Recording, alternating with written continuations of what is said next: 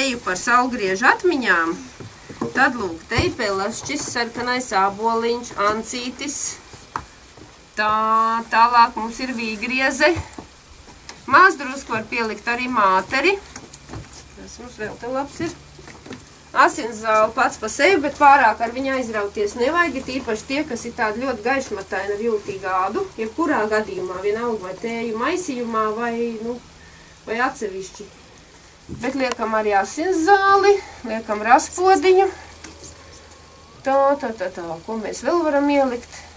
Varmas drusciņi arī no pīpenes, viņai pret iekaisumies efekts, un ģerānija tiek uzskatīt, ka ģerānija pazemina augstu asinsspiedienu.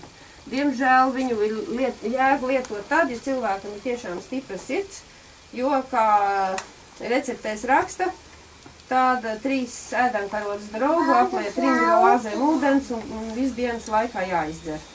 Tas ir diezgan liels šķidruma daudzums, ja vairāk cilvēks dzer arī kaut ko citu. Ja ir stipra sirds, tad arī šis asinsspiediens ar laiku tomēr regulāri dzerot pazeminās. Bet, tas ir tā.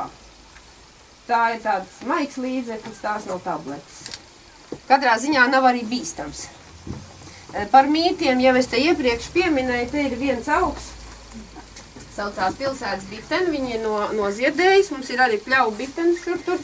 Viņas ir tumši sarkanas, viņām arī veidojas šādi paši tāds bumbulīši.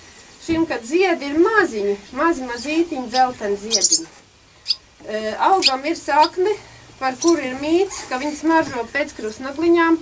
Varbūt viņi nedaudz arī tā smaržo, taču tiek uzskatīts, ka ja šī sakne kabatā, tad jau var iet visur, vistrakākajās vietās un sveiks un dzīves iznāk ārā. Neesmu pārliecināta, ja kāds vēlas pamēģināt, bet tas ir tiešām viduslaiku mīts. Tas ir tāds stāsts.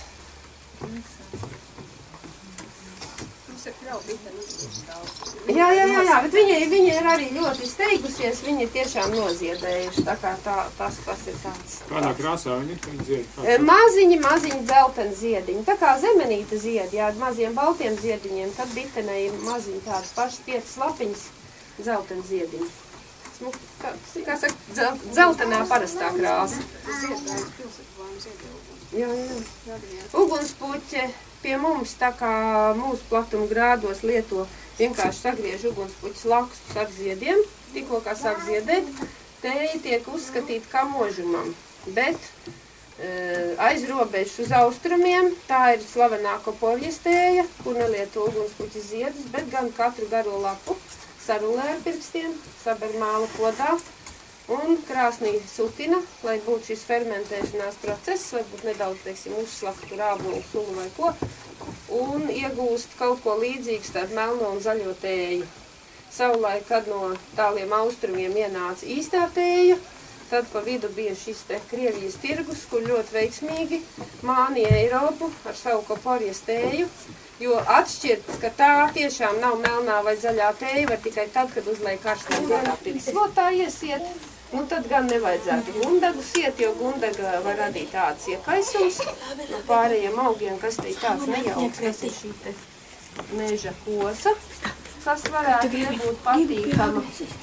Nārbula neviens nesien tirdzes slotās, bet nārbulas ir šī reģiona, Vidzemes reģiona Jāņu zāle, kaut arī viņa netiek tautas dziesmās tā minēta, bet viņa ir folkloras pierakstos vispār.